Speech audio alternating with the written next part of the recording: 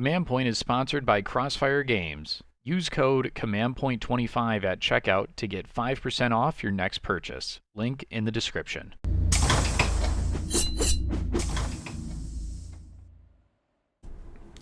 Hello everybody and welcome back to Command Point.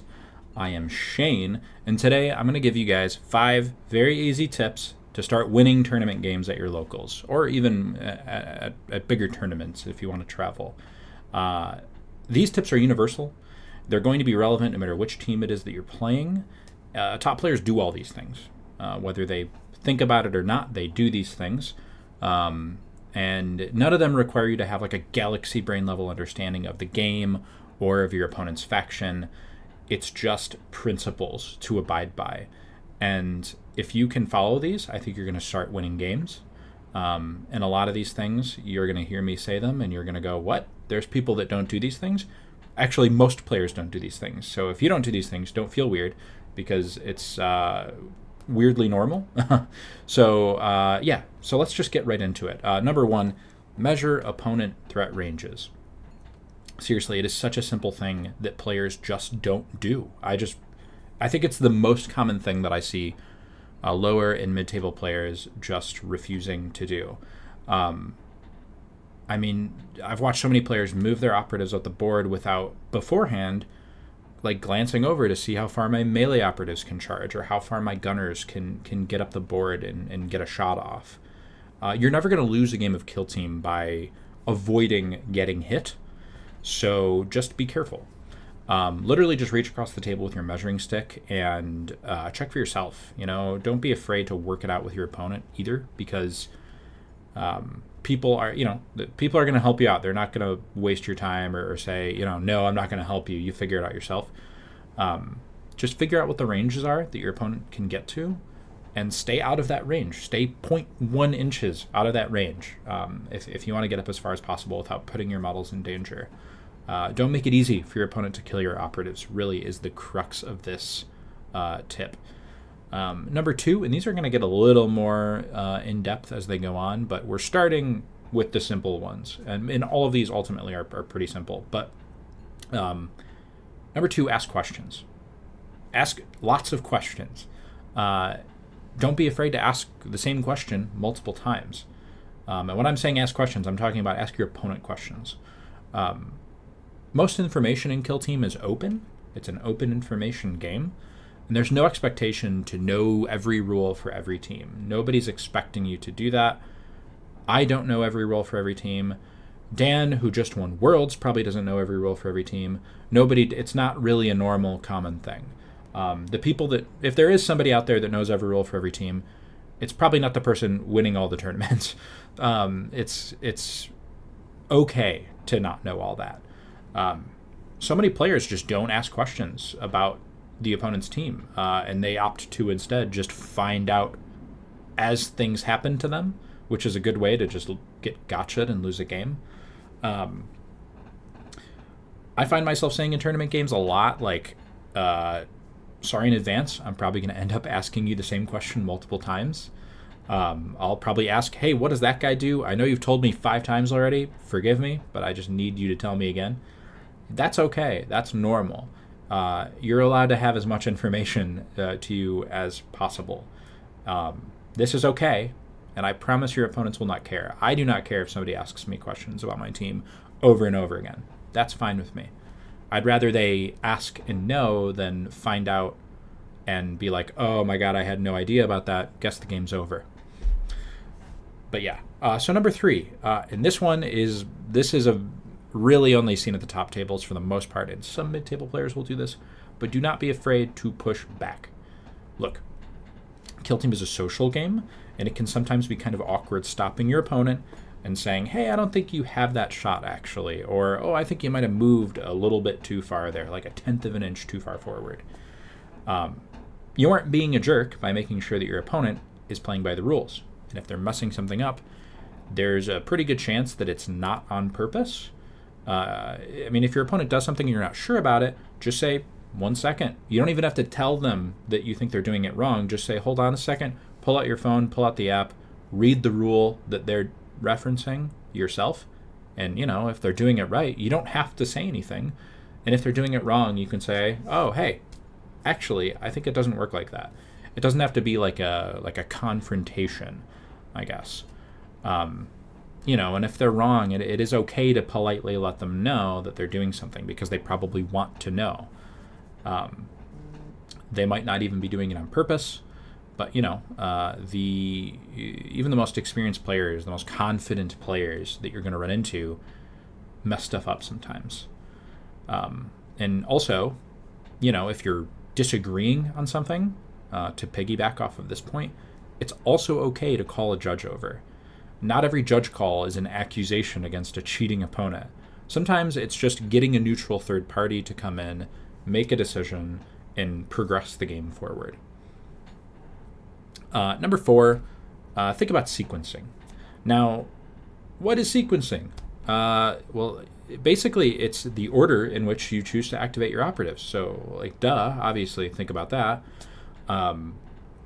This can be kind of complex when you really dig into it, and I think this is little sequencing differences can be the difference in the highest level of play.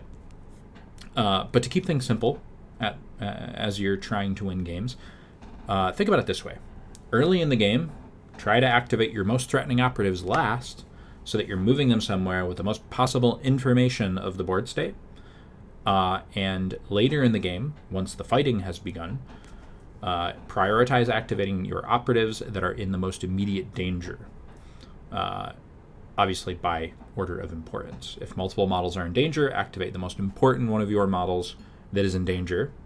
And either, if they have the capability, your opponent, of hitting only one of your operatives and it's your turn, go with that operative. You can, and you don't have to necessarily do the same thing every time. You can choose to attack them first before they can, or you can just get that operative out of danger. But the point is, thinking about it this way, you're going to win more games like this, and it's a simple sounding thing, but it makes a really big difference. When it's your turn to activate, you should be looking at what your opponent can do and making your choice based on what you think is the most vital part of the board to affect. And if you don't know which of your models is the most important model, I would take a look at your team again. You should know that information already going into a game.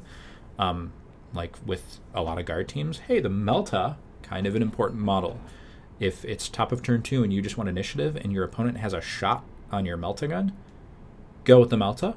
Try to get a shot first with it. If you can get a shot and get it into safety, that's like a double whammy. That's amazing. But just weigh the options and think about sequencing, I guess. And now number 5, this is the most, I'd say, in-depth, but again, like I said earlier, all of these tips are pretty digestible. And to sum it up, Turning Point 2, I want you to start thinking about Turning Point 2 as Turning Point 1, Part 2. Sounds like nonsense, I know. And it kind of is, but here's my point.